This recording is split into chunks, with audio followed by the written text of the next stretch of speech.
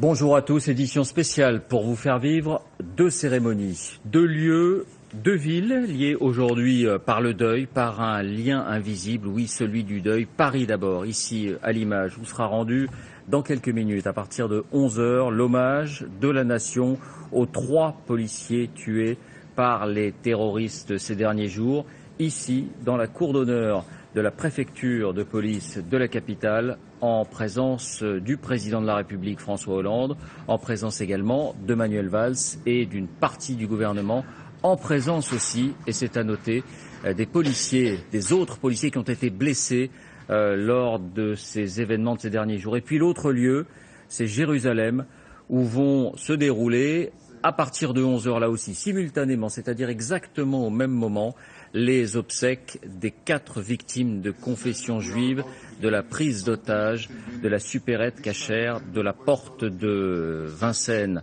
à Paris, en présence de Ségolène Royal, qui représentera le gouvernement français, la ministre de l'écologie, en présence également du Premier ministre Benyamin Netanyahou, du Premier ministre israélien Benyamin Netanyahou.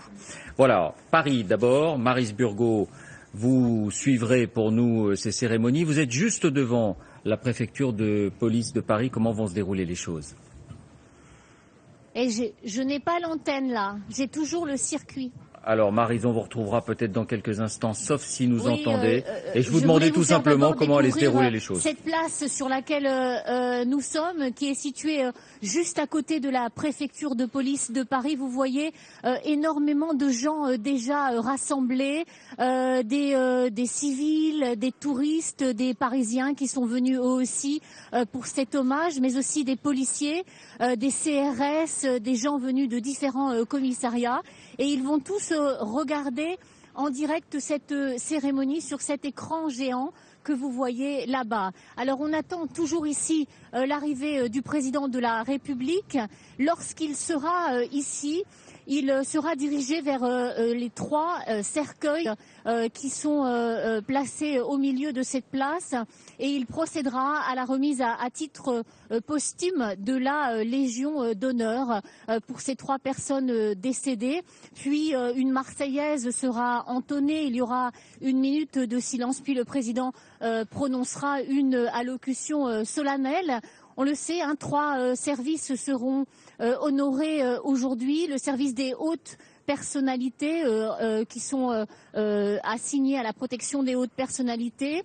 Vous aurez aussi le commissariat du 11e arrondissement de Paris qui sera honoré puisque l'un de ses lieutenants a été décédé lors de ces attaques et enfin la police municipale de Montrouge. Voilà, je vous laisse peut-être vous découvrir à nouveau les images de cette place où sont rassemblés les gens. Ce sont des images impressionnantes, Maryse, que vous nous proposez, car il y a une fois encore énormément de monde qui est venu assister à cette cérémonie par le biais de cet écran géant. On a aperçu aussi beaucoup d'élus parisiens, Nathalie Kosciusko-Morizet, Pierre Lelouch et bien d'autres. Mais là encore, on sent effectivement, on sent l'émotion collective aujourd'hui encore à l'occasion de cette cérémonie. On va rappeler d'abord peut-être les noms des 3 policiers à qui va être rendu l'hommage de la nation.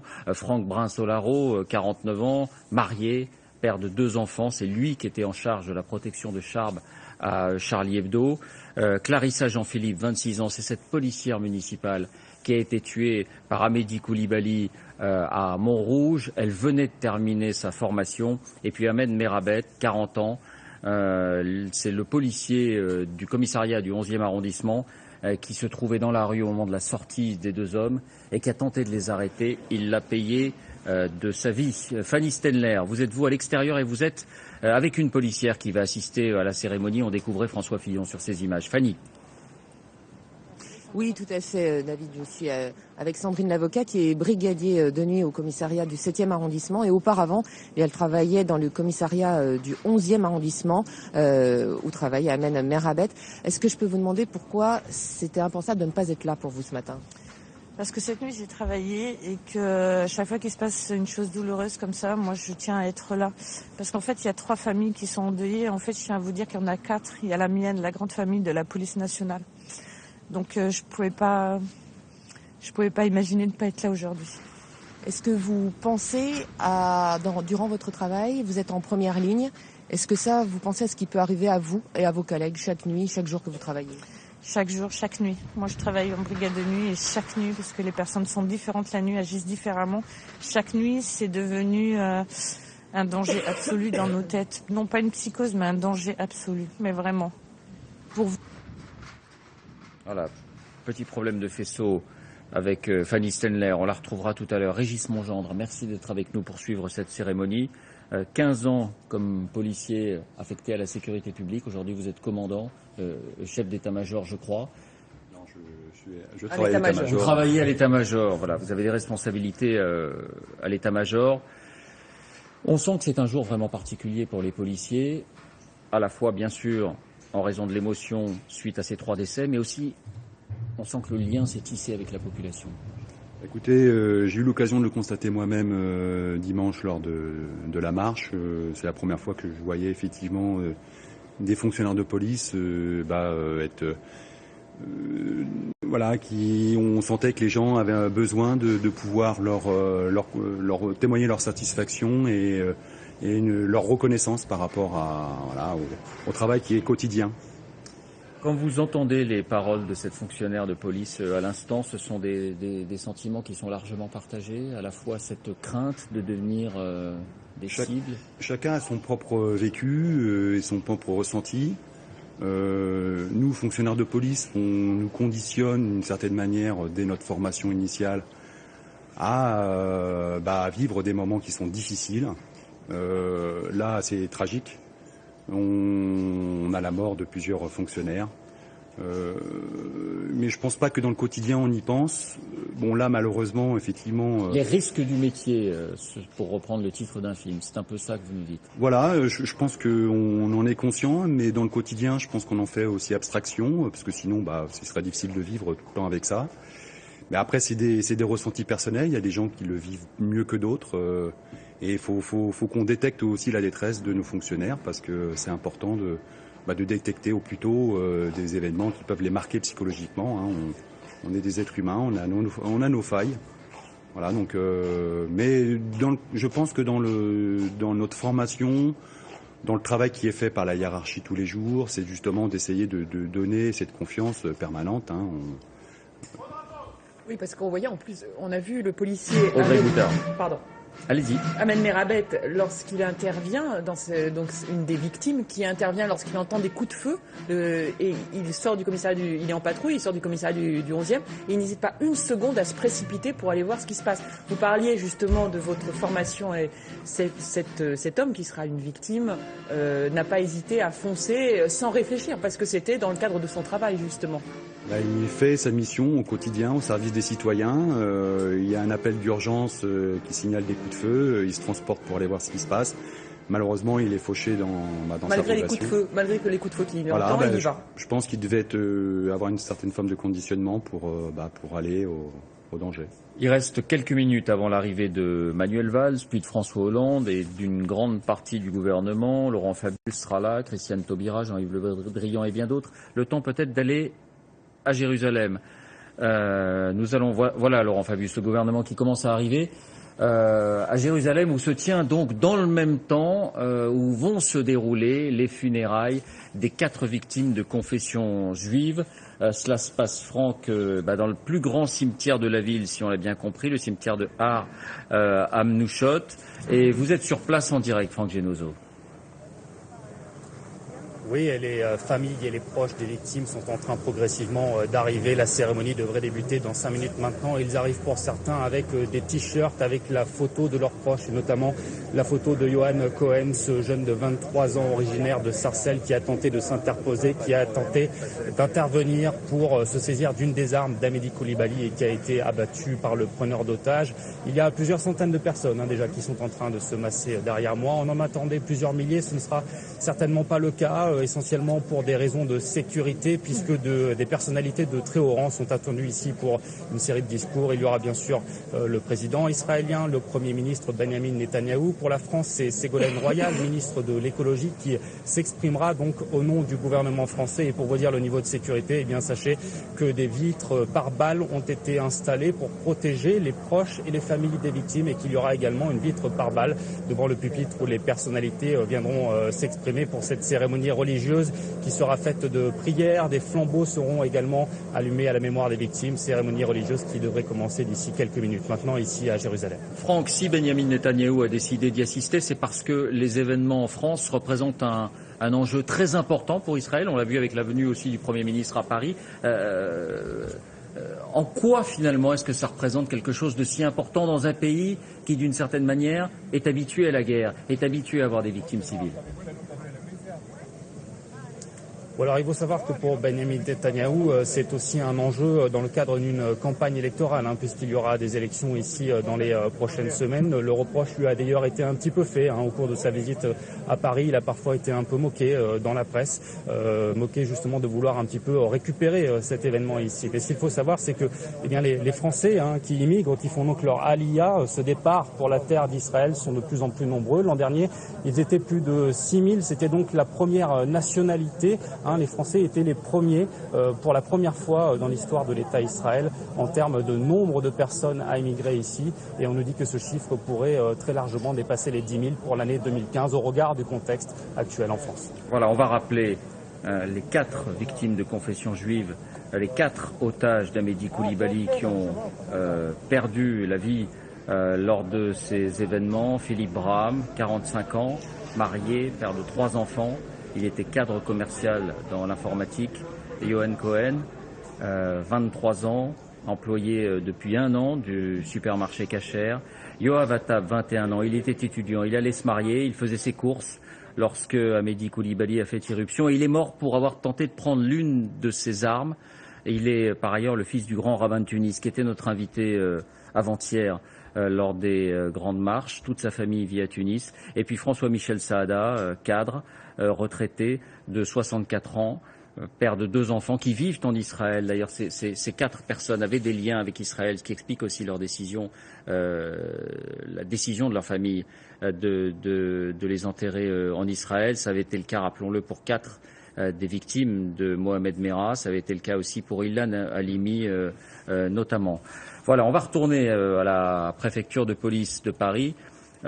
François Hollande, vous le voyez ici, c'est une image de l'Élysée, vient de quitter le palais pour s'y rendre. Et puis sur place, on va retrouver Maryse Burgot parce qu'il y a énormément de monde. Maryse, vous voyez des Parisiens, vous voyez des touristes qui sont venus, qui ont tenu à venir assister à cette cérémonie, même de loin.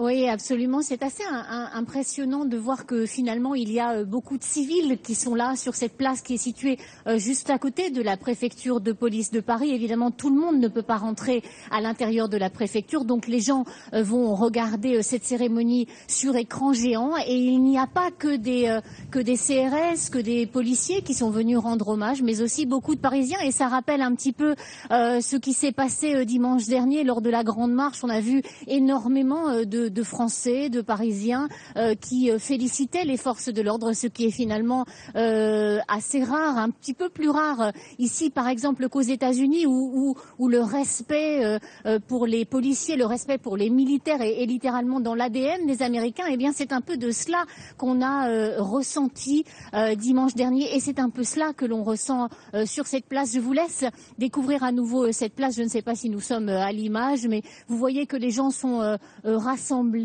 dans le silence. Maintenant, je vais d'ailleurs essayer de parler un peu moins fort. Je n'avais pas remarqué que le silence était presque total sur cette place où je me trouve. Les gens sont en train de regarder l'arrivée des gens pour la cérémonie.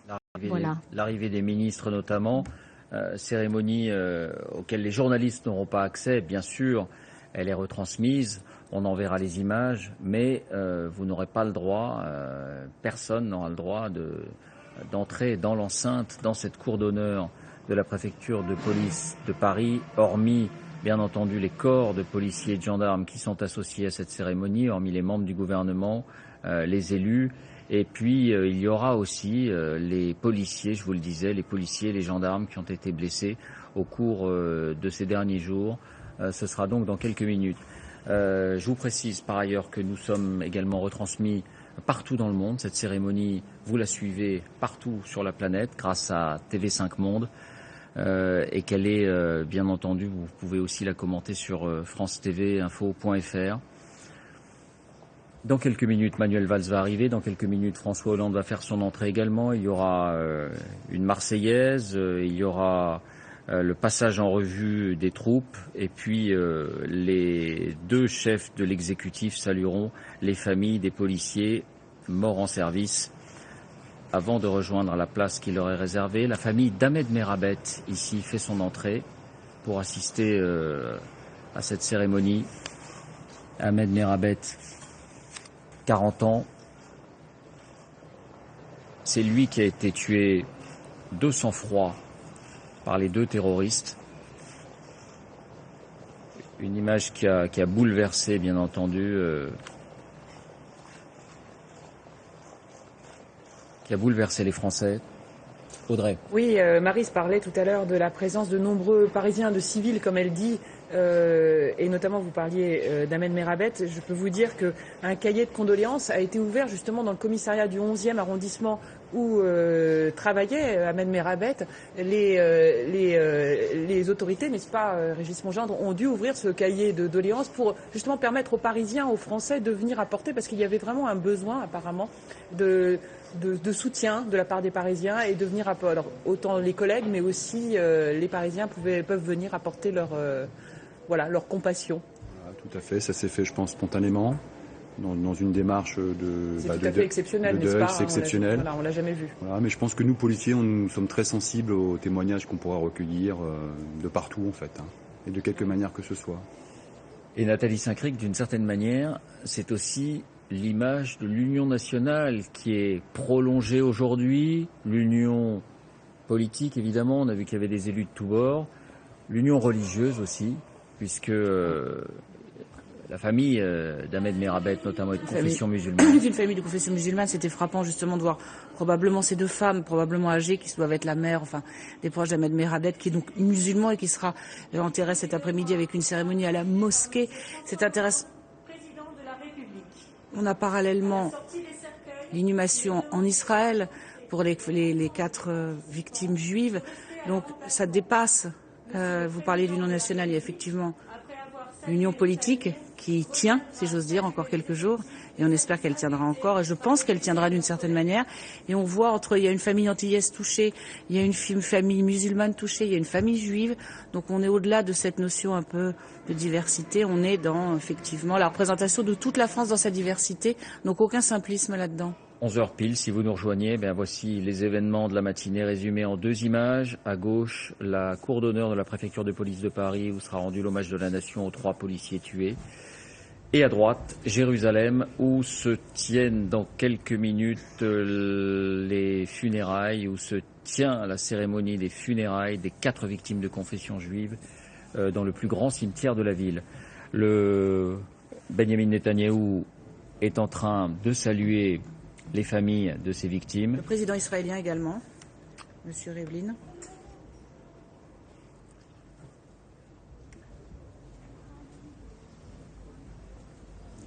Voilà, le cortège du président de la République qui fait son entrée à la préfecture de police de Paris, accueilli par les membres du gouvernement qui sont déjà là. Je vous disais, il y a une dizaine de ministres qui ont fait le déplacement, qui vont assister à cette cérémonie. Et bien entendu, Manuel Valls également. C'est lui qui est en train d'arriver. C'est lui qui est en train d'arriver. Il y aura quelques minutes de retard pour cette cérémonie. Le temps peut-être d'écouter à Jérusalem le témoignage d'une proche de Yoav Attab, l'une des victimes juives, une cousine de Yoav Attab. On l'écoute.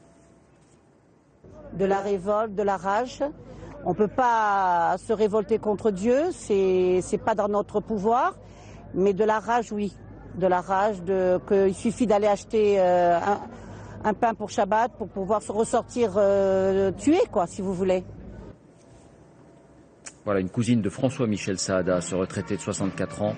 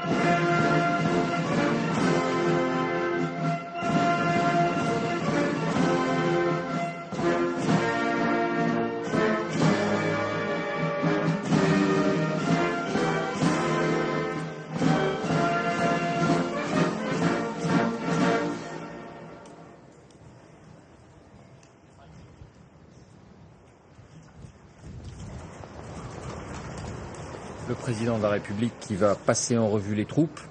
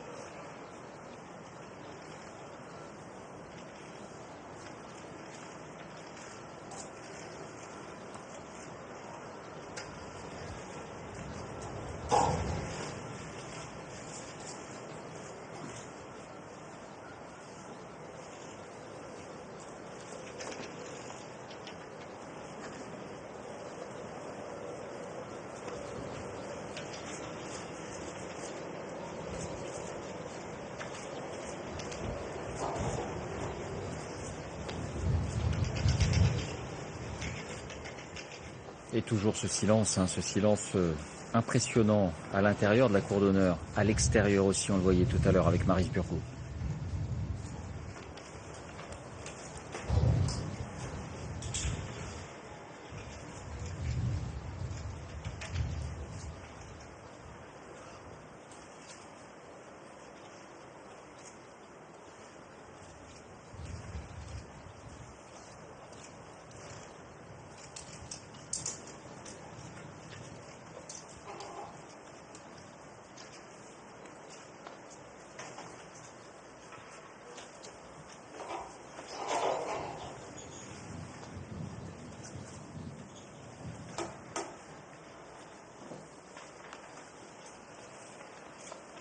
Et le voici qui vient saluer les familles des policiers morts en service.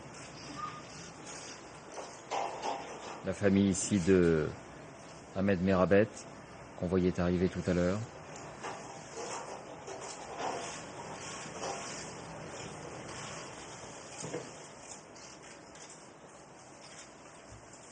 On voit son frère. On voit son frère, le frère d'Ahmed Merabet, qui a fait une déclaration, c'est le seul qui se soit exprimé, et qui a dit les fous n'ont ni couleur, ni religion. Il a tenu effectivement à demander, à lancer un appel au calme, et surtout à dénoncer ce terrorisme islamiste. Donc c'est le seul qui se soit exprimé pour l'instant, la seule famille qui se soit exprimée. La famille de Franck Brin-Solaro, dont le frère s'est exprimé lui aussi, il a eu des mots très, très émouvants.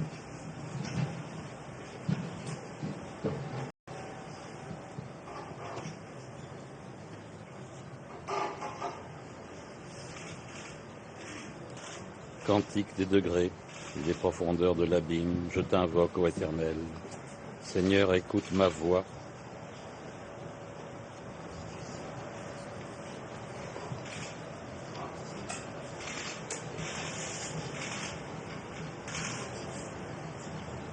Son épouse, sa mère sans doute ici. Franck Brin-Solaro avait 49 ans, il était le père de 2 enfants. C'est lui qui était donc membre du service de protection des personnalités en charge de la protection plus particulière de Charb. Les témoins ont dit qu'il avait vraiment défendu jusqu'au dernier moment, effectivement, la personne qu'il était chargé de Charb, donc la personne qu'il était chargé de protéger, et c'est ainsi qu'il est mort.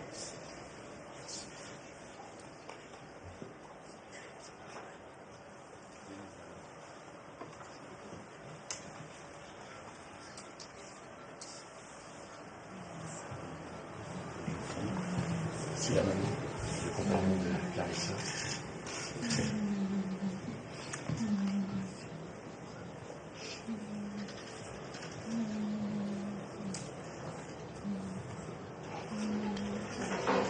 Voilà, image très forte. La maman de Clarissa Jean-Philippe, 26 ans, cette policière municipale.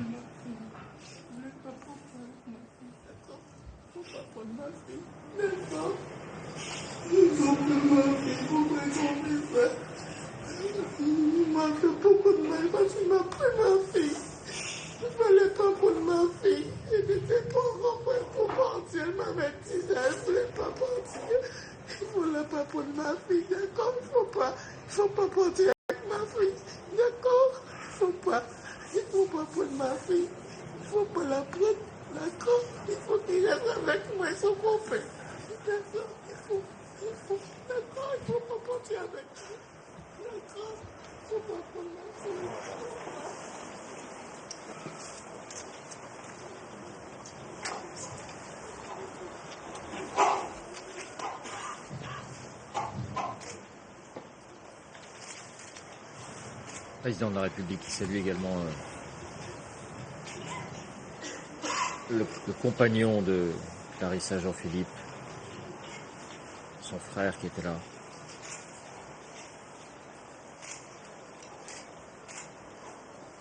Elle était toute jeune, elle avait 26 ans, elle venait de terminer sa formation de policière municipale.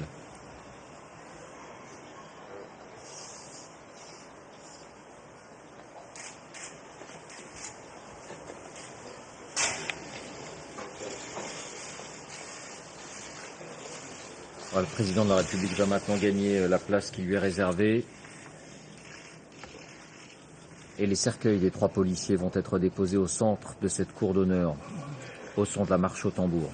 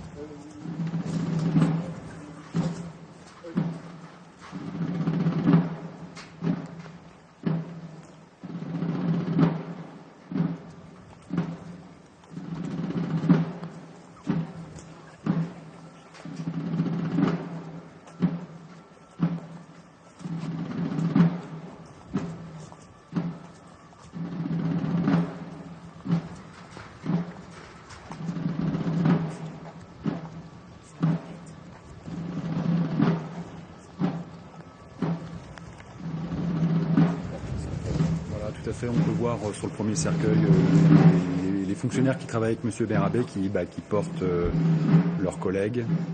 Je suppose que derrière, c'est le service de la protection. Oui, tout à fait, je peux vous le confirmer. Voilà.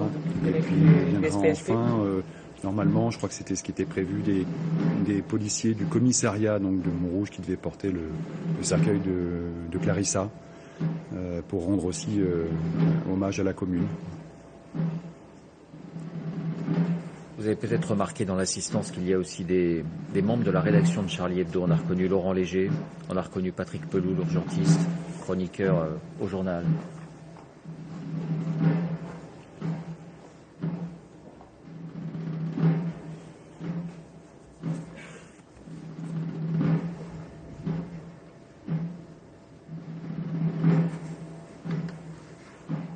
Et ces 3 fonctionnaires de police Régis Mongendre vont se voir remettre à titre posthume la Légion d'honneur.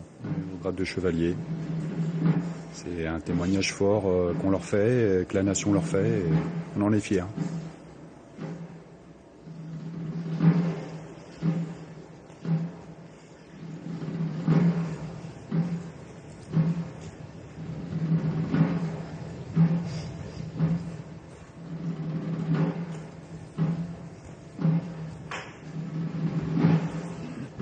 Le président de la République est juste derrière lui, Gérard Larcher, le président du Sénat, et Laurent Fabius, le ministre des Affaires étrangères.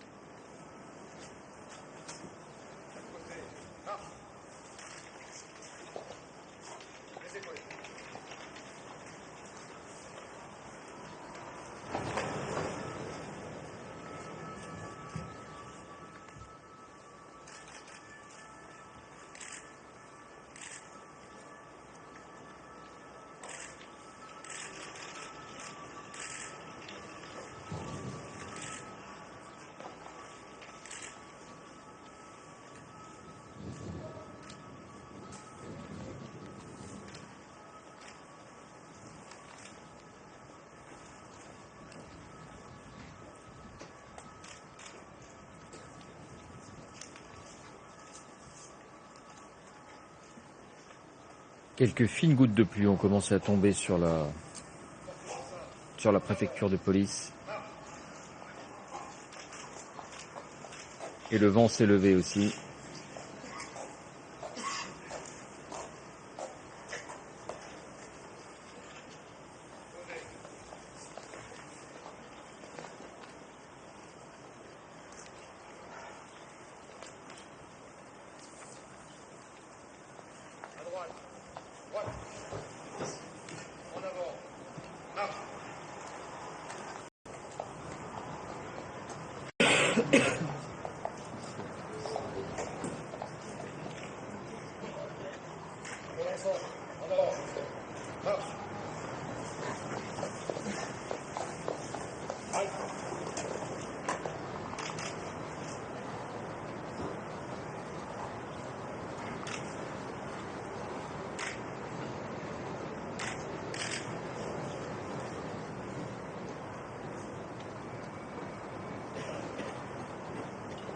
François Hollande va maintenant procéder à la remise des insignes de chevalier de la Légion d'honneur.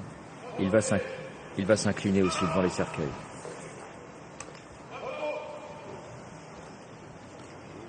Citation à l'ordre de la nation.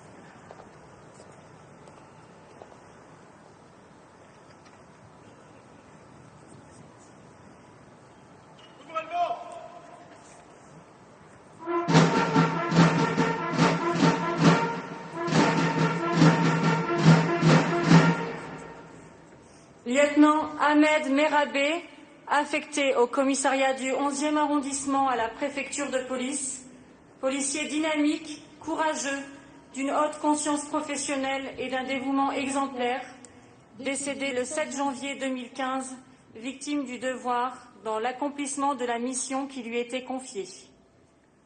Lieutenant Franck Brinsolaro, affecté au service de la protection, policier dynamique, courageux, d'une haute conscience professionnelle et d'un dévouement exemplaire, décédé le 7 janvier 2015, victime du devoir dans l'accomplissement de la mission qui lui était confiée. Brigadier Clarissa Jean-Philippe, affecté au sein de la police municipale de Montrouge, d'un grand courage et d'un dévouement exemplaire, décédé le 8 janvier 2015, victime du devoir en intervention.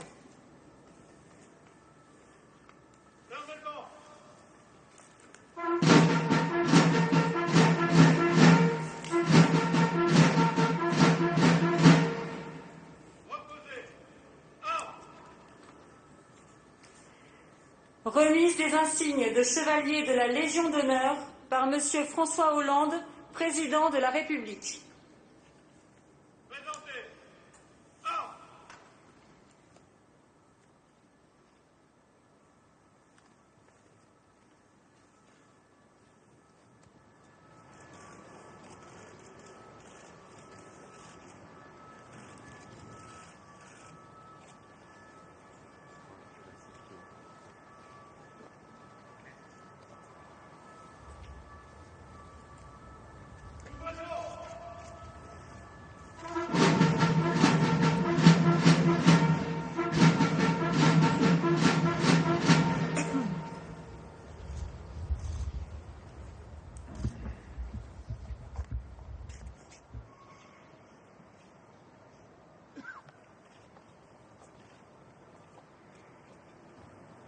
Lieutenant Ahmed Merabé, au nom de la République française, nous vous faisons chevalier de la Légion d'honneur.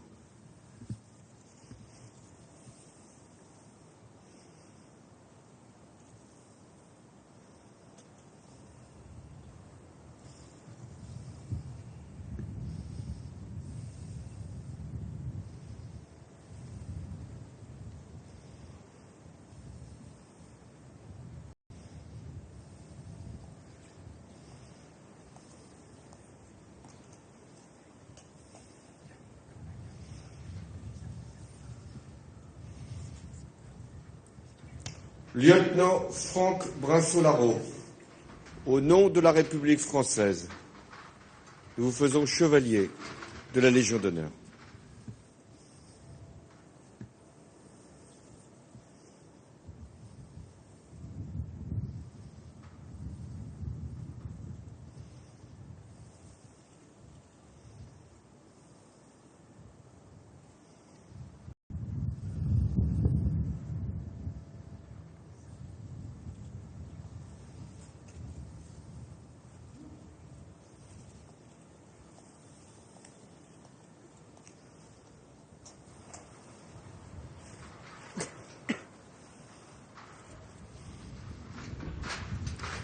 Brigadier Clarissa Jean-Philippe, au nom de la République française, nous vous faisons chevalier de la Légion d'honneur.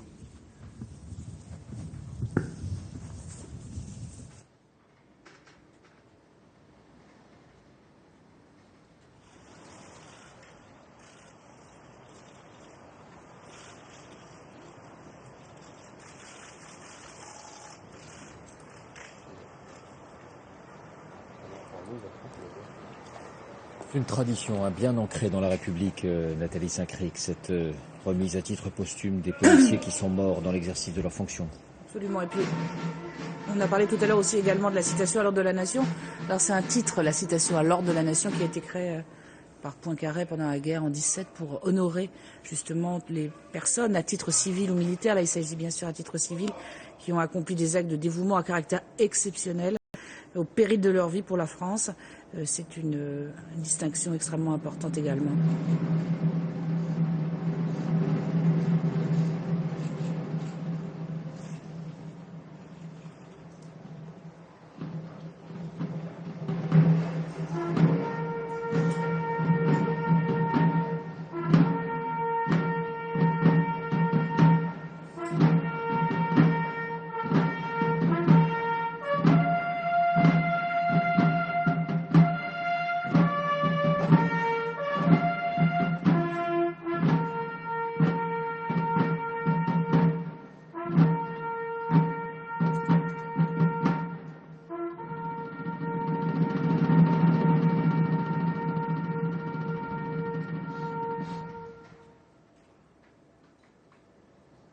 C'était la sonnerie aux morts et chacun va observer maintenant 1 minute de silence.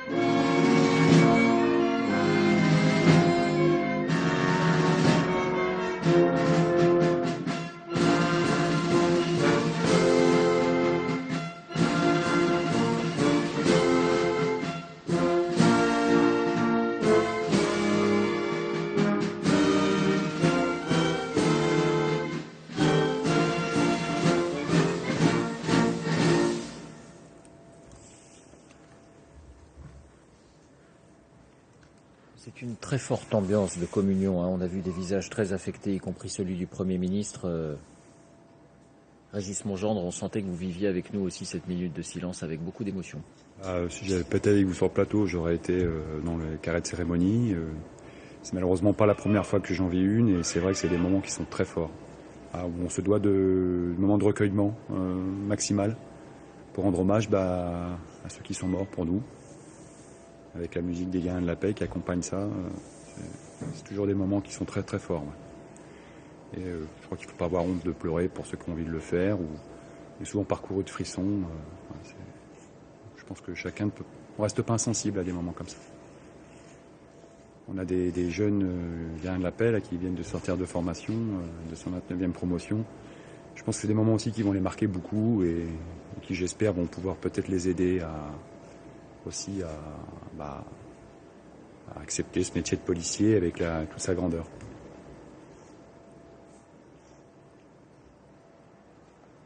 Dans quelques instants, le président de la République va maintenant se rendre devant les micros et il va prendre la parole.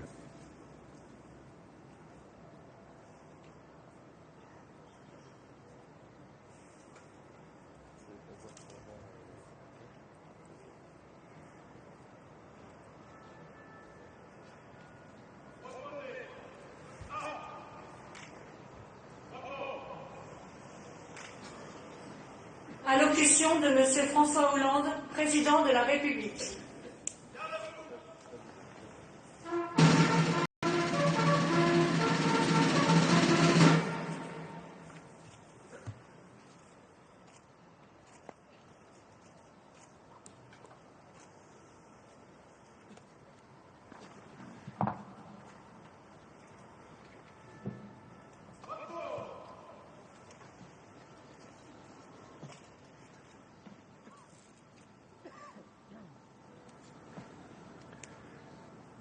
Nous sommes réunis ce matin, les plus hautes autorités de l'État, président du Sénat, président de l'Assemblée nationale, gouvernement, tous les corps constitués. Nous sommes réunis ce matin, Madame la maire de Paris, Monsieur le préfet de police, les responsables de la sécurité de notre pays. Nous sommes réunis ce matin avec les familles endeuillées, avec les proches. Nous sommes réunis ce matin avec, mesdames, messieurs, les policiers de Paris, chargés de notre sécurité. Nous sommes réunis ce matin ici dans un lieu qui est, depuis le 19 août 1944, le symbole du lien entre la République et la police. C'est d'ici, de cette cour de la préfecture, que des policiers parisiens ont lancé la Semaine glorieuse qui a conduit à la libération de Paris. 70 ans après, aujourd'hui, nous sommes rassemblés pour rendre hommage à Clarissa Jean-Philippe, à Ahmed Merabé, à Franck Brun-Solaro, tombés mercredi et jeudi dernier sous les balles des terroristes. Cette femme, ces hommes étaient des policiers. Ils partageaient une volonté, celle de protéger leurs concitoyens. Ils avaient un idéal, celui de servir la République. Ils sont morts dans l'accomplissement de leur mission, avec courage, avec bravoure, avec dignité. Ils sont morts en policiers. À vous, familles, proches, je vous assure que la France tout entière partage votre douleur et votre peine. Clarissa, Franck, Ahmed sont morts pour que nous puissions vivre libres. C'est ce que des centaines de milliers de nos concitoyens ont voulu exprimer en défilant dimanche partout en France, en se levant en masse pour partager votre chagrin, pour affirmer leur attachement à la liberté, à la démocratie, à la fraternité, pour délivrer un message de gratitude aussi aux forces de l'ordre. Ils leur ont dit leur reconnaissance et leur fierté en pensant d'abord à ceux qui étaient morts pour la République, à ceux qui avaient été blessés pour la défendre, à ceux qui avaient effectué l'assaut à Dammartin-Goël comme porte de Vincennes à Paris pour délivrer les otages et pour mettre un terme à cette tuerie qui a fait 17 morts en 3 jours. Dimanche dernier, la France a montré sa force face aux fanatiques. Elle a affiché son unité face aux diviseurs et elle a adressé sa solidarité à l'égard de toutes les victimes du terrorisme, les journalistes de Charlie Hebdo et les employés qui étaient là dans ce lieu mercredi, à cette policière municipale assassinée le jeudi, puis ensuite à ces victimes dans le magasin hyper cacher de la porte de Vincennes. Toutes ces victimes, toute la France, Clarissa, Ahmed et Franck, 3 fonctionnaires qui représentent la diversité des origines, des parcours, des missions, aussi des forces de sécurité dans notre pays. 3 policiers qui illustrent ce qu'est le professionnalisme, ce qu'est le dévouement, ce qu'est l'attachement aux valeurs qui fondent notre République. Ce matin, devant vous, devant la France, pour que rien ne puisse être oublié, pour que tout soit constamment rappelé sur ce qu'a été leur sacrifice, le sens même de leur vie, la signification de leur mort, ils ont été élevés au rang de chevaliers dans l'ordre de la Légion d'honneur avec citation à l'ordre de la Nation. Clarissa Jean-Philippe était née il y a 26 ans en Martinique, à Fort-de-France. Elle avait grandi dans un quartier, le quartier de Derrière-Morne à Sainte-Marie. Elle aimait son quartier, elle aimait son île, elle aimait la France, elle voulait servir. Elle recherchait comment se poser cette question, être utile. Alors, très jeune, Clarissa Jean-Philippe quitte la Martinique pour la métropole. Elle effectue sa formation à l'école de police de Pantin. Elle y démontre très vite des qualités pour devenir une excellente policière municipale. Elle est impatiente, elle est rayonnante, elle est ardente. Elle a hâte de mettre en pratique, là où on lui dira d'aller, les connaissances qu'elle a acquises à l'école. Elle est recrutée à Montrouge. Ses camarades sont là, comme stagiaire. Elle est réussie si bien qu'elle venait d'être titularisée au moment même où elle a été assassinée. Sa responsabilité, c'était d'assurer la tranquillité publique de sa ville, à la sortie des écoles, sur les voies de circulation, au contact des jeunes, des familles, des commerçants, des passants. Une policière municipale qui avait à assurer la sécurité de la voie publique, et notamment après un accident de la circulation. C'était jeudi. Clarissa était là. Elle a été lâchement atteinte dans le dos par un projectile de gros calibre tiré par son agresseur. Comment justifier que l'on puisse tuer lâchement une jeune femme de 26 ans, riche de toutes les promesses de la vie, dévouée aux autres?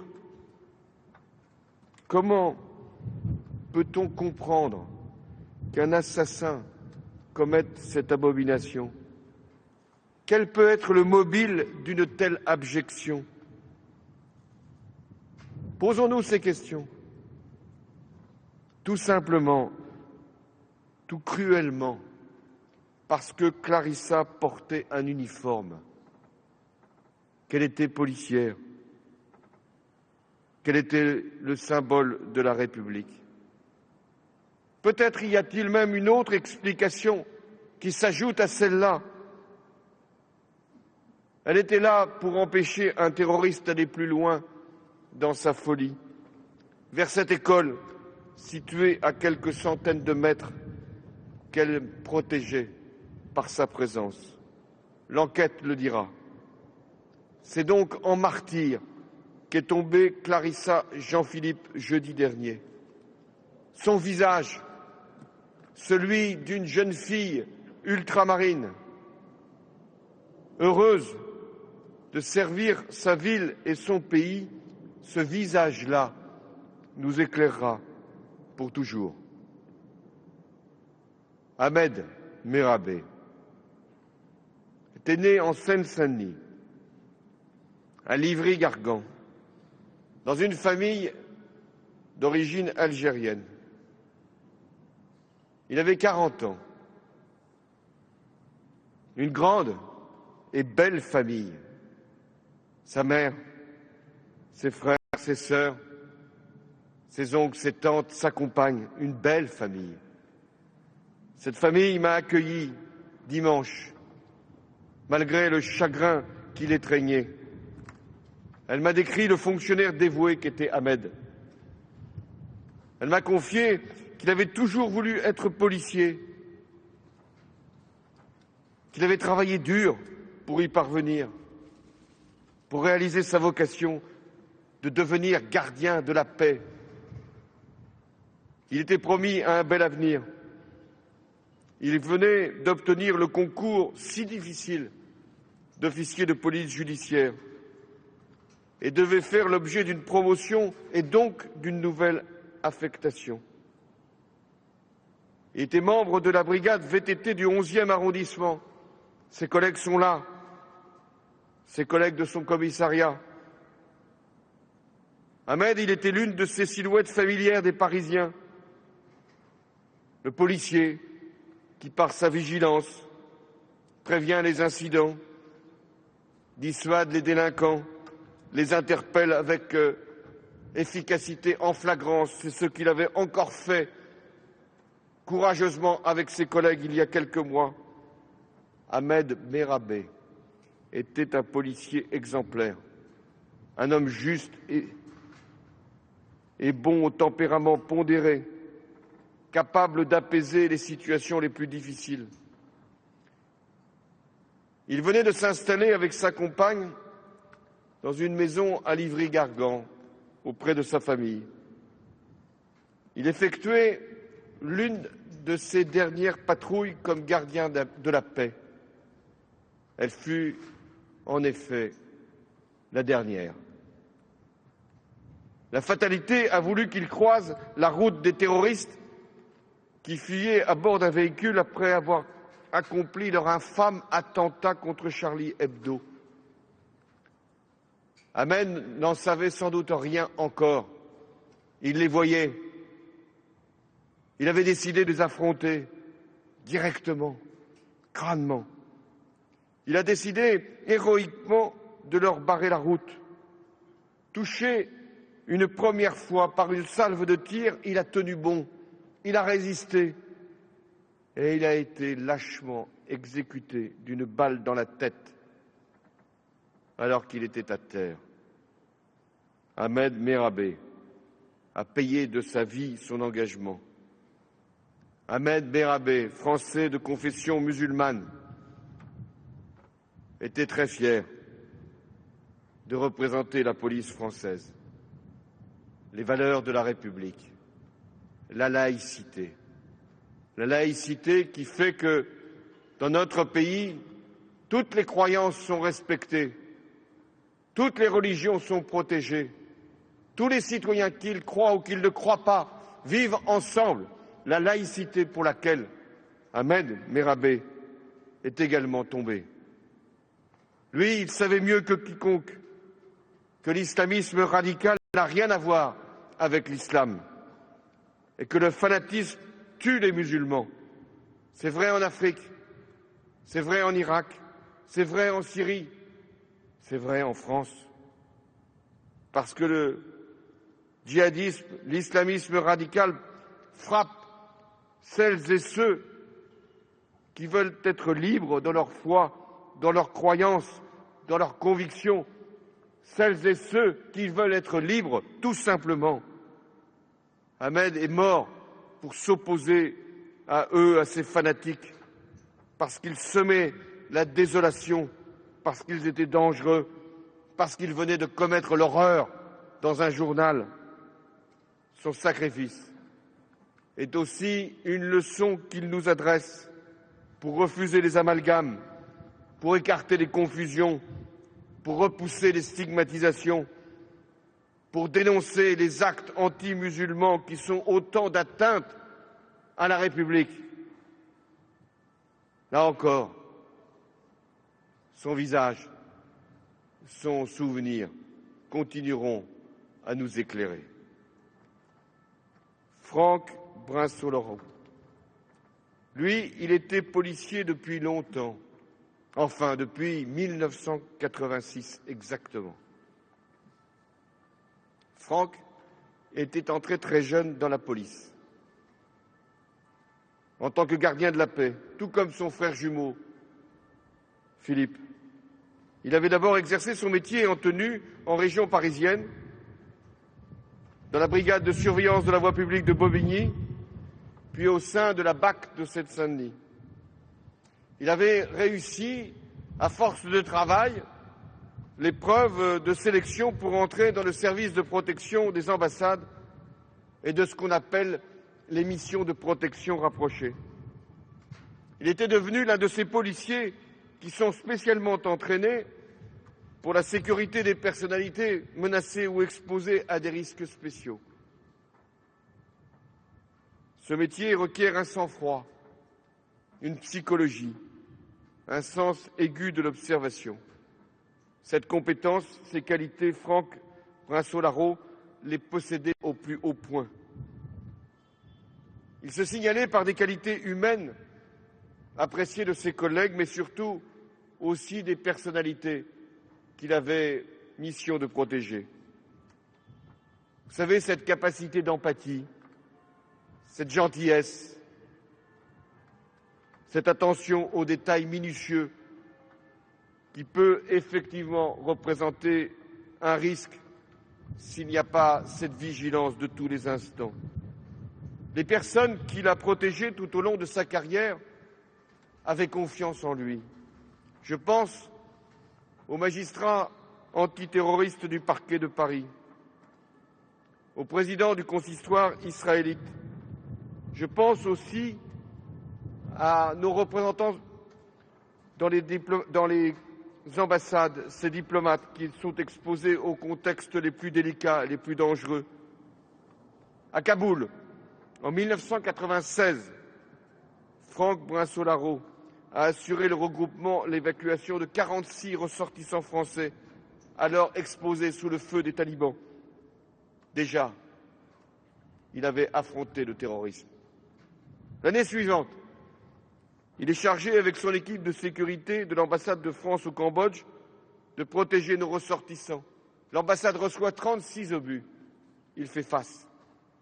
En 2005, au Congo, il permet l'évacuation de 35 enfants qui sont menacés lors d'affrontements armés entre les forces loyalistes et les rebelles.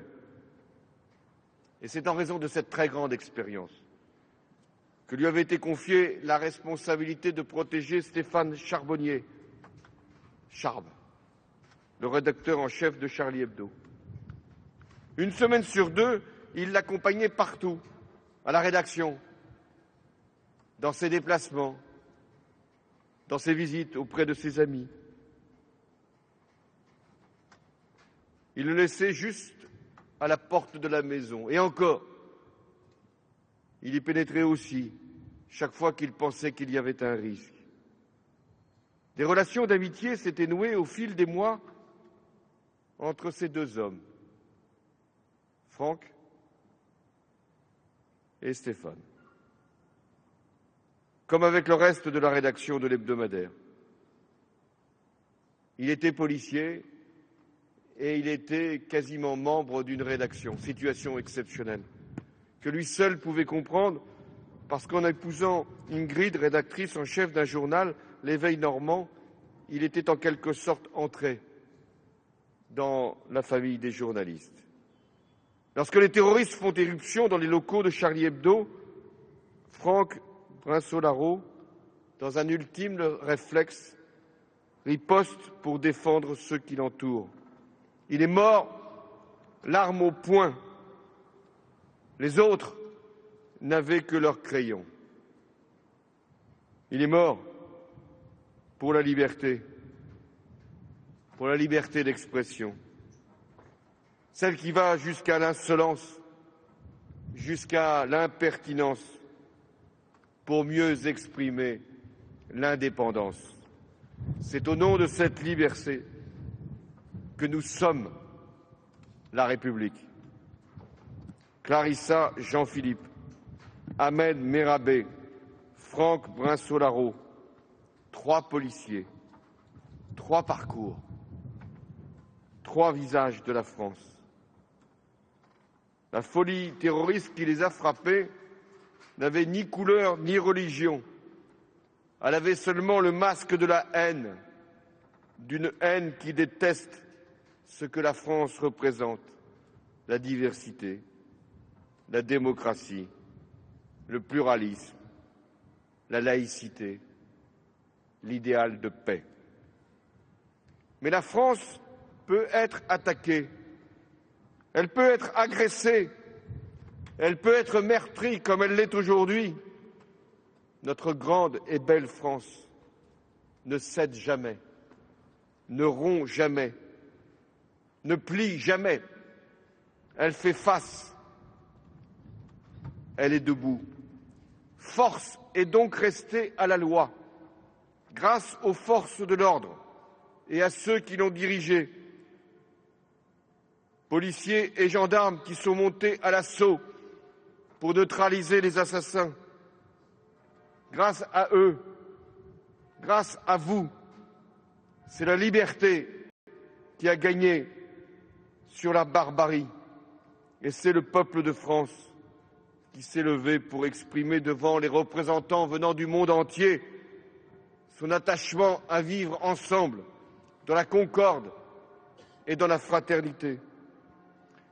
La Déclaration des droits de l'homme et du citoyen, la devise de la République, les paroles de notre hymne national, ce ne sont pas que des mots, ce sont des idées, les idées qui fondent la France, les idées qui valent que l'on se batte pour elles, des idées qui ont besoin d'une force publique pour la défendre.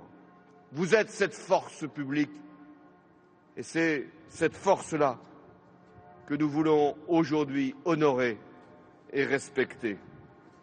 Mais si cette bataille a été gagnée, nous n'en avons pas terminé avec la menace. Elle est là, parfois loin de nous, située à l'extérieur, au-delà de nos frontières. Et alors, ce sont nos soldats qui se battent pour la réduire.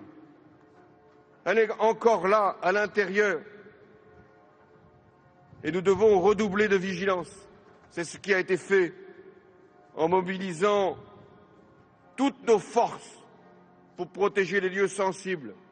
10 000 soldats ont été appelés en renfort, des gendarmes et des policiers, et sont déployés sur tout le territoire pour assurer la sécurité des lieux sensibles.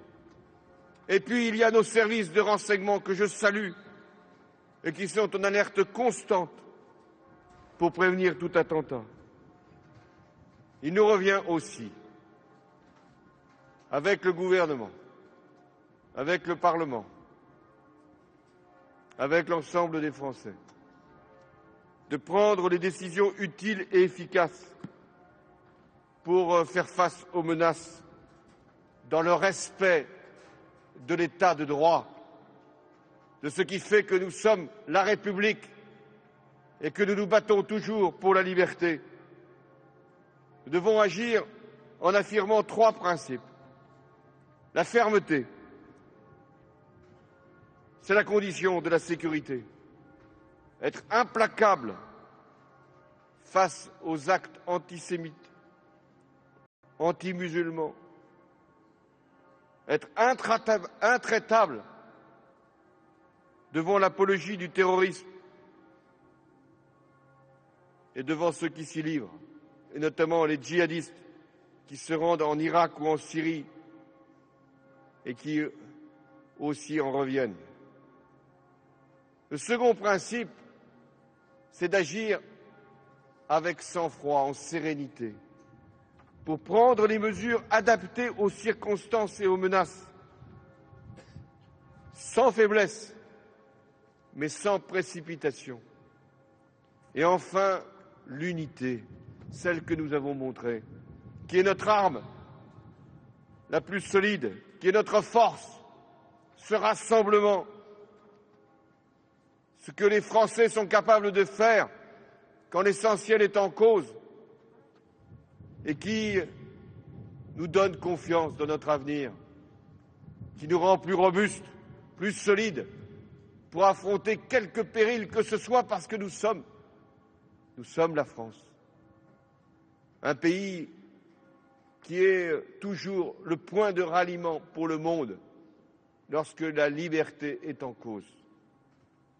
Le peuple de France a donné la plus magnifique réponse qui soit face à l'épreuve qui l'a frappé. Il a rendu le plus bel hommage possible à la police, à la gendarmerie, à tous ceux qui assurent notre sécurité. Il a envoyé un message aussi à toutes les générations, et notamment les plus jeunes, qui, dans une épreuve comme celle-là, doivent comprendre ce qui se produit, ce qui se passe et ce qui est en cause.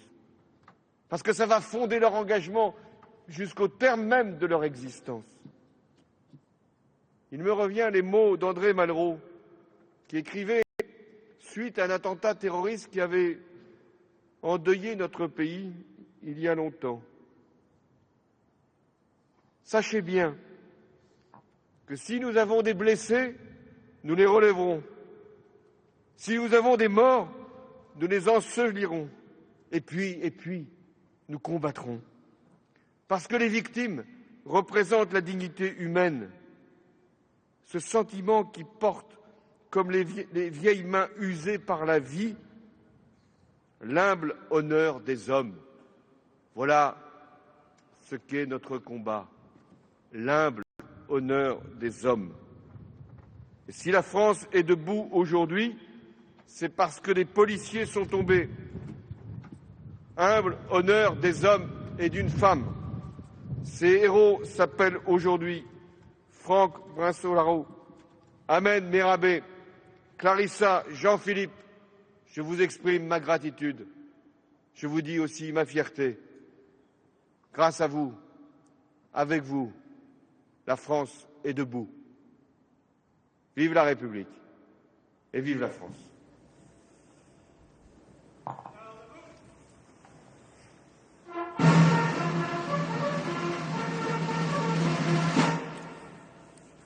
Voilà pour ce discours du chef de l'État. On va continuer à suivre cette cérémonie. Les cercueils vont quitter la cour d'honneur, mais il y aura d'autres temps forts. Mais on va s'intéresser aussi à l'autre cérémonie qui se déroule simultanément, exactement au même moment à Jérusalem, la cérémonie de funérailles des 4 victimes de confession juive. Les familles des victimes ont parlé, les officiels ont parlé, Benjamin Netanyahou a parlé. Je vous propose d'écouter tout de suite l'un de ces témoignages, celui de Jonathan Saada, le fils de François-Michel Saada, l'une des victimes. C'était tout à l'heure. Mon père Michel était quelqu'un de très généreux. Toute sa vie, il a mis sa femme, ses enfants, ses amis avant lui-même.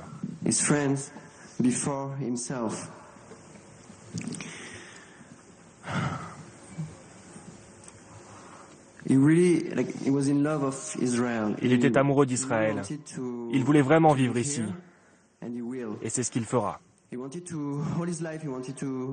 Toute sa vie, il a voulu rassembler les gens. Et c'est ce qu'il a fait. Il est ici maintenant et je pense qu'il est très heureux d'être parmi vous.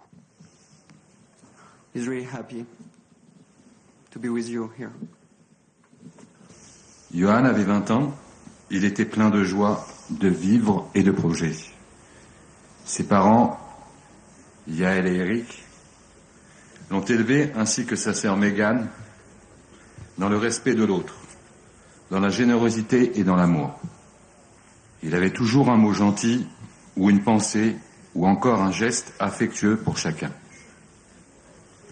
À son travail, comme dans la vie de tous les jours, il était apprécié pour ses qualités humaines, son envie de bien faire et sa détermination. Il n'a pas hésité à faire preuve de courage et, au péril de sa vie, à défendre ses collègues et ses clients du magasin. Voilà Franck, l'oncle de Johan Cohen, c'est lui en fait, contrairement à ce qui était indiqué tout à l'heure, qui avait tenté quelque chose face à Mehdi Koulibaly, qui avait tenté de prendre l'un de ses fusils pour le neutraliser et qui a été tué quelques instants plus tard. Franck Genozo, vous suivez cette cérémonie, c'est à vous. Oui, absolument, et instant très fort tout à l'heure lorsque les 4 corps ont été transportés sur l'estrade qui se trouve juste derrière moi sur des brancards recouverts d'un linceul bleu et blanc aux couleurs du drapeau d'Israël. Et ensuite, vous l'avez entendu, ces prises de parole. Un proche de chacune des 4 familles des victimes de la tuerie de la porte de Vincennes s'est présenté pour rallumer un flambeau, rallumer la vie en quelque sorte sur cette estrade. Et moment extrêmement poignant lorsque la femme de Philippe Braham, Valérie Braham, est venue, elle a tenté de parler et en sanglots devant la foule, elle a simplement réussi à dire, à s'adresser à son mari en lui disant « protège-moi, protège-nous ». Et ici, désormais, ce sont les discours politiques qui se succèdent. On a entendu le président israélien, puis le Premier ministre Benjamin Netanyahou. Et tout à l'heure, c'est Ségolène Royal, numéro 3 dans l'ordre protocolaire du gouvernement français, qui viendra ici délivrer un message au nom de la France. On reviendra vers vous tout à l'heure, Franck, bien entendu, pour continuer à suivre cette cérémonie, alors qu'au même moment, dans le centre de Paris, sur l'île de la Cité, dans cette cour d'honneur de la préfecture de police, les cercueils sont en train de quitter la préfecture.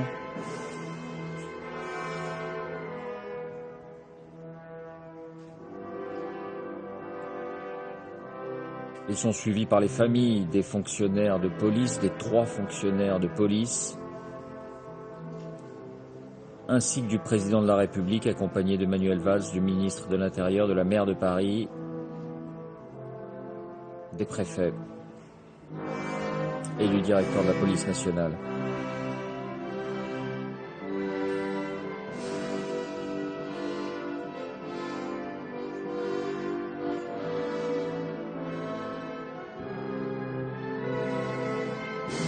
François Hollande regagne la cour d'honneur.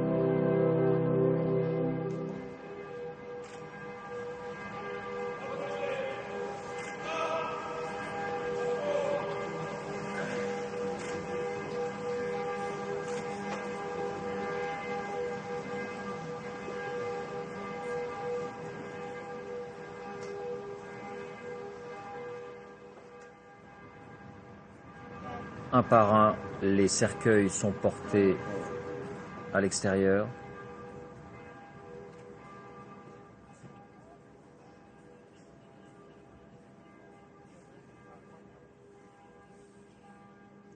Fanny, vous suivez cette cérémonie juste à l'extérieur de la préfecture et vous avez quelqu'un à vos côtés. Oui. Oui, tout à fait. Une policière municipale de l'Oise, mais qui a débuté sa carrière à Montrouge, quasiment au même âge que Clarissa Jean-Philippe. Vous avez suivi cette cérémonie, évidemment, avec beaucoup d'émotion. Oui. Quelles sont les images qui ont déroulé durant cette heure dans votre tête?